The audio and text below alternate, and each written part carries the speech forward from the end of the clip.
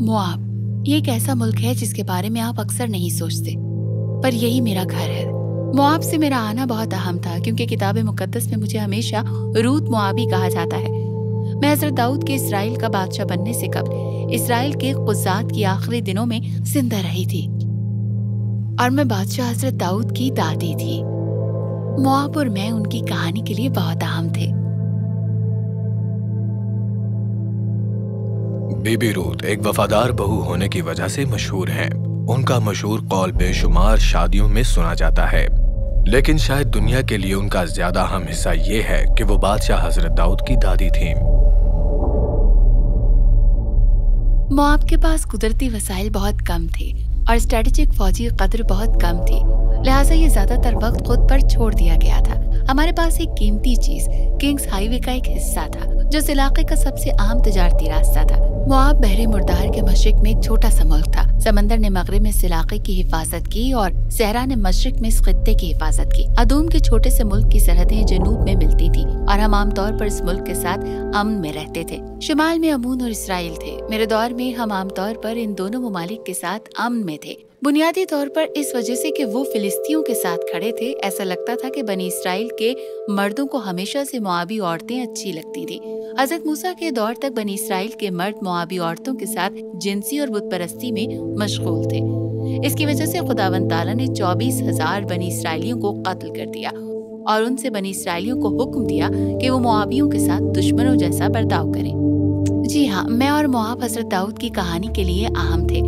जब बादशाह साउल हजरत दाऊद का शिकार कर रहा था तो हजरत दाऊद ने अपने वालिदैन को मोआब ले जाने का इंतखाब किया। उन्होंने मोआब के बादशाह से उनकी हिफाजत करने को कहा। ये अंदाजा नहीं लगा सकते कि हजरत दाऊद का मोआब में मेरी वजह से असर और रसूख था।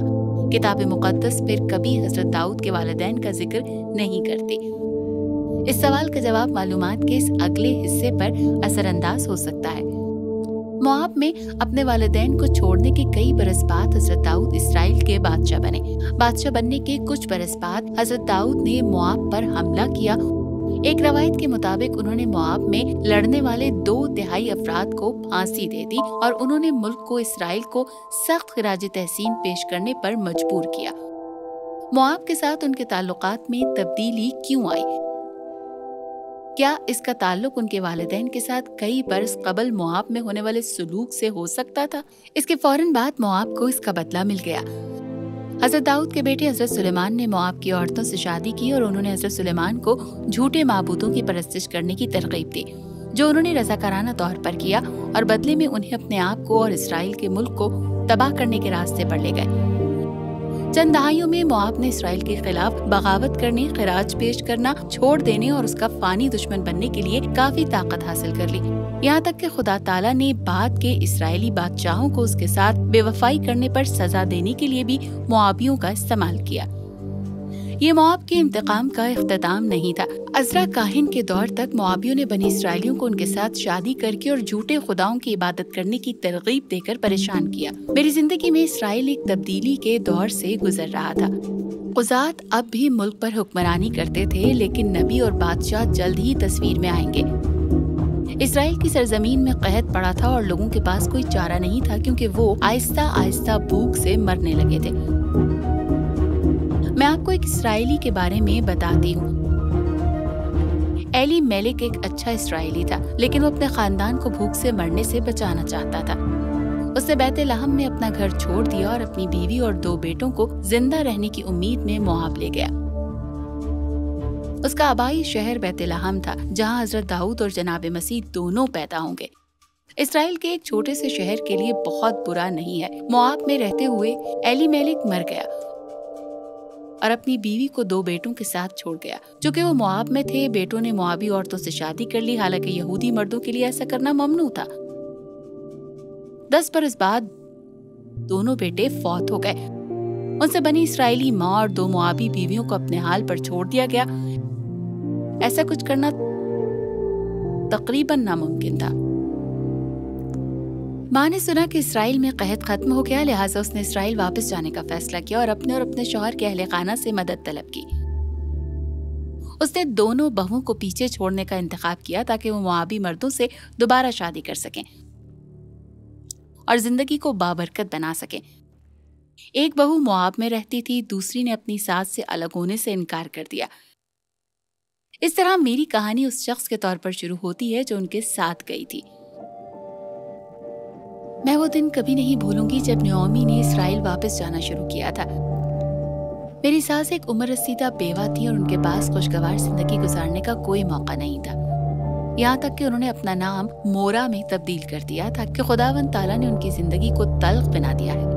صرف ایک چیز جس نے انہیں تھوڑی سی امید دی وہ یہ تھی کہ جو کی فصل ابھی شروع ہی ہوئی تھی اور اسرائیل میں سازگار فصل کی خبریں پھیل رہی تھیں۔ انہوں نے مجھے مواب میں رکھنے کی کوشش کی، لیکن میں نے انہیں کچھ الفاظ کے ساتھ جواب دیا جو مشہور ہو گئے ہیں: جہاں تو جائے گی میں جاؤں گی اور جہاں تو رہے گی میں رہوں گی، تیرے لوگ میرے لوگ اور تیرا خدا میرا خدا ہوگا۔ جب آپ حضرت داؤد کے دل کو سمجھنا چاہتے ہوں تو سوچیں کہ انہیں مجھ سے وراثت میں ملا تھا۔ ہفتوں اور ہفتوں کی چہل قدمی، آخرکار بھوک کے دہانے پر نعومی اور میں بیت لحم میں پہنچ گئے۔ ہم اتنے برے لگ رہے تھے کہ لوگ یہ بھی سوچ رہے تھے کہ کیا میری ساس بھی نعومی ہو سکتی ہیں۔ ہماری امید اب بھی خدا تعالیٰ اور جوں کی فصل پر قائم ہے اور حضرت موسیٰ کی شریعت پر۔ حضرت موسیٰ کی شریعت میں غریبوں کے لیے بہت سی حفاظتیں تھیں۔ ایک تحفظ یہ تھا کہ جو لوگ فصل کاٹ رہے تھے وہ صرف ایک بار کھیت کاٹ سکتے تھے اور انہیں بچا ہوا کھانا، گرے ہوئے اناج اور کناروں کو غریبوں کو جمع کرنے کے لیے پیچھے چھوڑنا پڑتا تھا۔ ایک سال میں غریب لوگ بھوکے نہیں رہیں گے۔ خداوند تعالیٰ مجھے ایک کھیت میں لے گئے اور میں نے فصل کاٹنے والوں کا پیچھا کرنا شروع کر دیا۔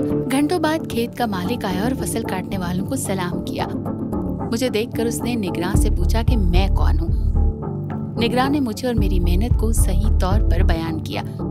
کیا میں نے ذکر کیا کہ بنی اسرائیل کے مردوں کو موابی عورتیں بہت پسند ہیں؟ خیر، مالک نے مجھے ایک طرف بلایا اور مجھ سے کہا کہ صرف میرے کھیت میں فصل کاٹو اور وہ اس بات کو یقینی بنائے گا کہ مرد مجھے پریشان نہ کریں اور میں ان لوگوں کے بھرے ہوئے پانی کے برتنوں سے پی سکوں، جس سے مجھے بہت وقت اور کام کی بچت ہوئی۔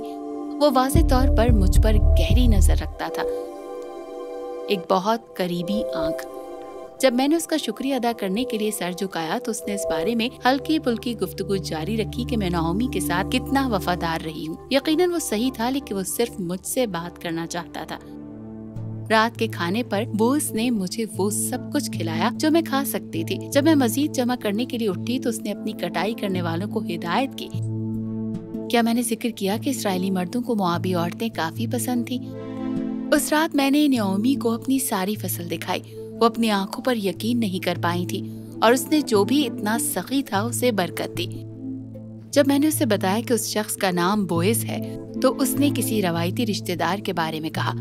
اس وقت مجھے یہ بات اہم نہیں لگتی تھی، لیکن میں نے اس بات کو یقینی بنایا کہ میں بوئز کے کھیتوں میں اس وقت تک رہوں جب تک کہ فصل نہیں گزر گئی۔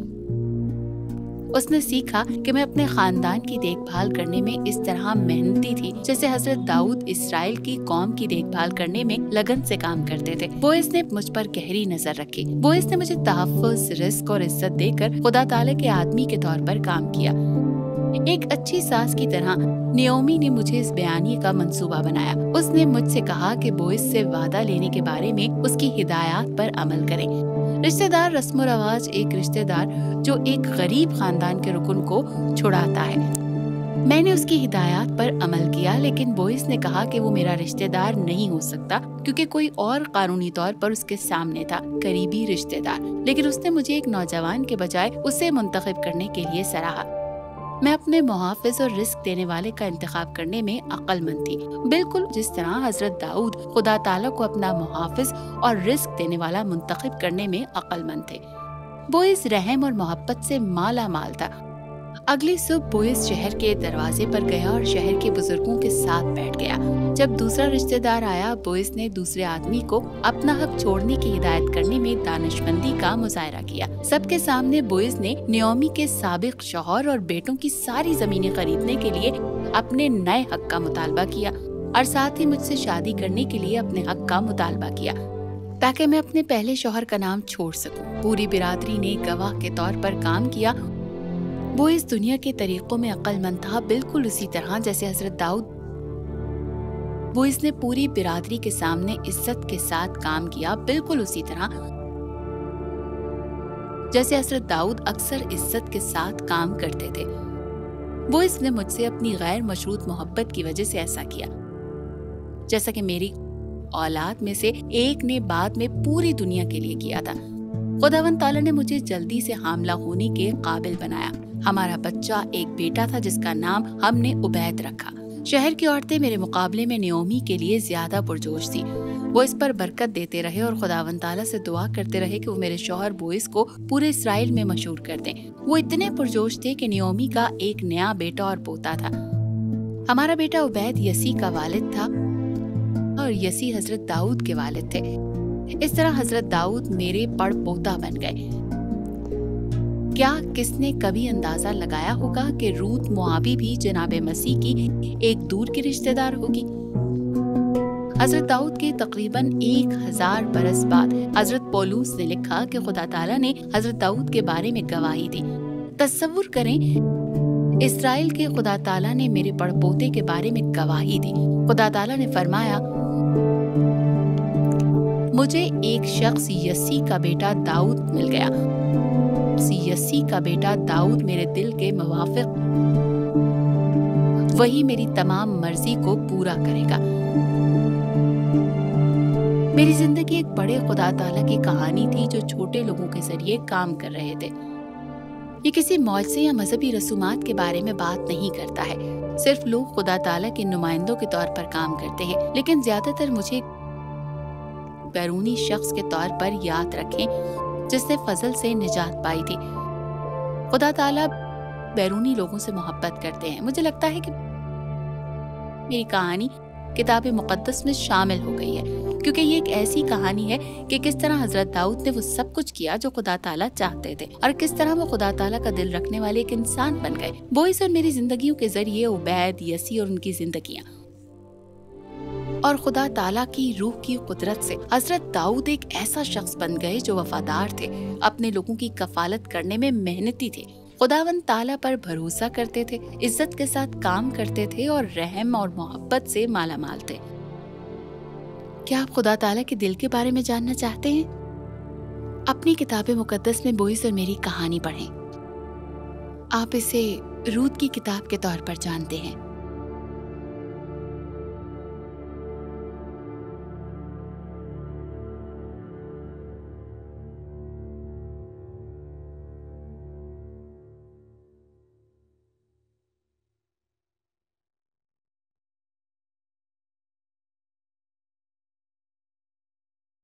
अजीज नाजरीन, इस वीडियो को देखने के बाद अगर आप इंजील शरीफ का मुफ्त नुस्खा हासिल करना चाहते हैं तो हमें अपना मुकम्मल पता बमा मोबाइल फोन के अरसाल कर दें। हम पूरी कोशिश करेंगे कि आप तक इंजील शरीफ का मुफ्त नुस्खा पहुंच जाए।